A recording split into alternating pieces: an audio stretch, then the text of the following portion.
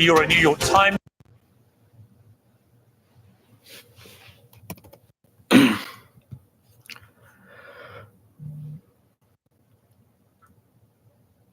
reader, an NPR fan, a Daily Wire subscriber.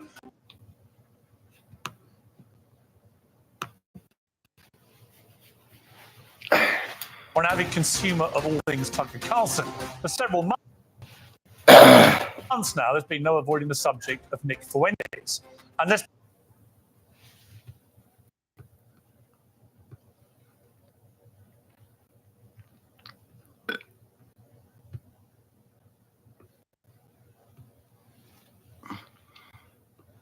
be clear, the main reason you're hearing about him is because he's popular. A large number of people, especially young men, are interested in what he has to say. What that says about our society and our culture is the subject of ferocious debate. For many people, it's a grave indictment of an insidious immorality. For others, he's a product of a culture which has turned on its own and left many young people feeling listless and bitter. He's either a litmus test for right-wing hypocrisy on free speech or a walking, talking manifestation of where the line should be drawn. And a frankly preposterous amount of airtime has been spent on debating everything from his ideology to his sexuality and whether anyone should actually talk to him at all. If I were writing a glossary entry by sound effect, I wouldn't put a picture of her next to it. I would put a picture of Nick Fuentes. They have opted to not do so when it comes to Nazis like Nick Fuentes. Fuentes takes this guy apart brick by brick. It's a full takedown. My concern is that people who are a bit more moderate are deeply alarmed by Nick Fuentes. I was very happy to see that, like, Nick Fuentes really passed that test with flying colors. That fragmentation is being caused purposefully by a splinter faction of people led by a young man named Nick Fuentes. That's the war. Can you get the beef prices down? Not crazy things that Nick Fuentes or these other loons say on social media. Well, it looks like all the screaming about Nick Fuentes on the internet is finally dying down a little bit. So now we had on this guy, this Fuentes guy, and never challenged him. You should have Nick Fuentes on your show and you could ask him questions about that. The truth is, it doesn't make a lot of sense to spend all this time talking about Nick Fuentes, but not actually to Nick Fuentes. People who say you shouldn't give him a platform look the very obvious fact that he already has a platform of his own, which is often bigger than most of the people complaining. He uses it to speak unchallenged to his many followers. It's on that basis I've invited him to appear live and uncensored on my platform. And Nick Fuentes joins me now. Nick Fuentes, welcome to Uncensored. Hi, great to be with you. I don't know you. I don't think we've ever met. You can correct me if that's wrong. I know about you.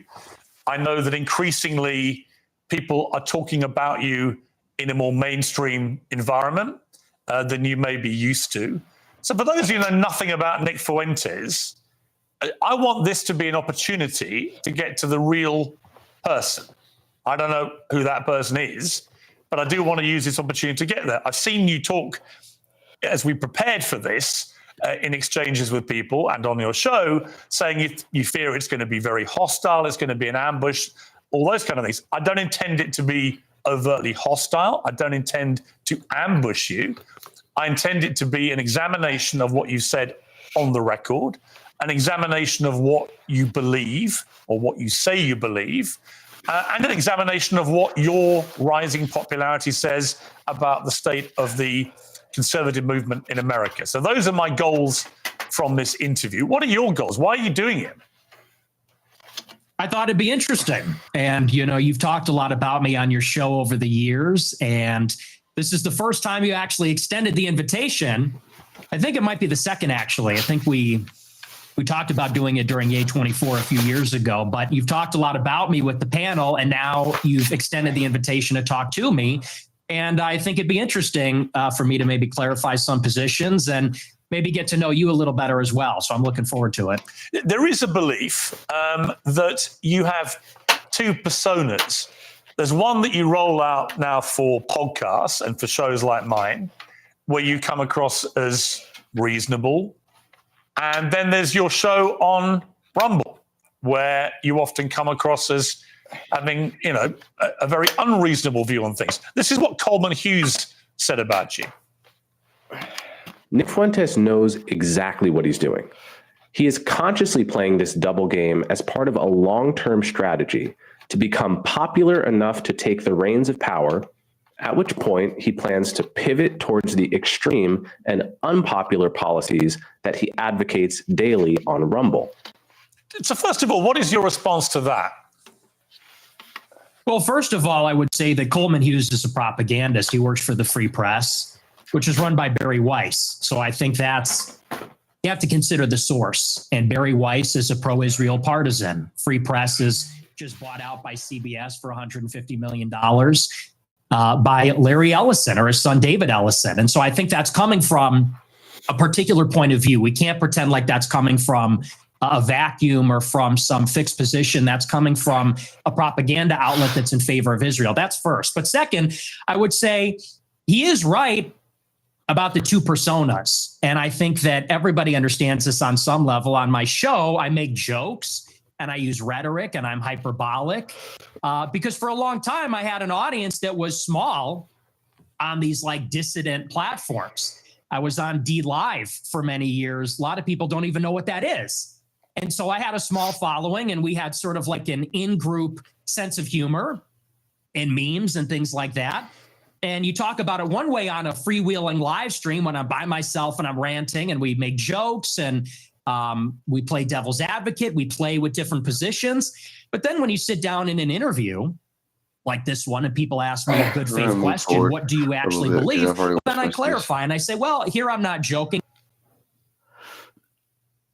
And dysfunction and disagreement and fighting. And she would look across the way out the window at a black family in the other apartment, and they'd be holding hands around the table saying grace. And this is sort of the culture that used to prevail. But now what you have in the city is that there's no accountability for the black people. And now Chicago has become a complete dump because these teenagers go out and they take over the city. They call them teen takeovers. That's the euphemism for it. They're teenagers. 100% true. Everything I said in that clip is true. Including that blacks need to be imprisoned for the most part. Yeah. Yes. But all of them? No, for the most part. What does the most part mean? What percentage of American blacks would you like to see in prison? Whatever the percentages of the murderers. I think it's 1 in 20 black men will commit a murder in their lifetime. So maybe let's say that 5%. Oh, so you're talking about black people who murder people? Yeah. Oh, absolutely. Yeah. But you didn't say that. That's You just said problem. blacks need to be imprisoned for the most part. You didn't clarify that you were talking about black murderers. Right. No, you're right. That's a good addition to that. That's a great point. Do you think it's funny or? I think, yeah, I do. I think it's hilarious. I think it's totally true. Do you think a black American would find it funny? You think that blacks should be imprisoned for the most part? Blacks are my biggest fans. I get high fives all the time. They say, Nick Fuentes, I love your show. They agree with me. And you want to know why? Here's the difference. Black people are the most victimized by other black people. You think black people want to live in the hood and the ghetto and get shot all the time? That's what happens in the south side of Chicago. You should come here. I'll take you there. We could go to Garfield Park. My son went to Chicago Inglewood. University for a year, actually, several years ago. Yeah, that's a bubble. That's a bubble. You think you're in Chicago and Hyde Park? You don't know Chicago. Go a little bit west, see what it's like over there. And I'll tell you, black people agree with me because they're tired of it too. And maybe not most of them, but a lot of them agree with what I say about that because they know how it is. That's why the first thing they do when they make a little bit of money is they go and leave to another neighborhood. Okay, so what was just remind me again, the percentage of black men who commit murder in America. What was the percentage you gave me? It's 1 in 20. 1 in 20. It's 1 in 100. No, it's 1 in 20. No. Less than 1 in 100 black US men commit murder. That's the most up-to-date crime statistics in America. That's not true. I've seen other statistics. They say 1 in 20 will eventually commit a murder. So your rate means that you're saying that 5 times as many black men commit murder as the official crime statistics say. Yeah, there's a report, I believe, on X by Data Hazard. I'll have to go and double check that for you. But yes, there's some pretty shocking evidence that says that it's far more alarming than you would think. Okay, but you would accept that the official crime statistics are 1 in 100, or you wouldn't accept that statistic?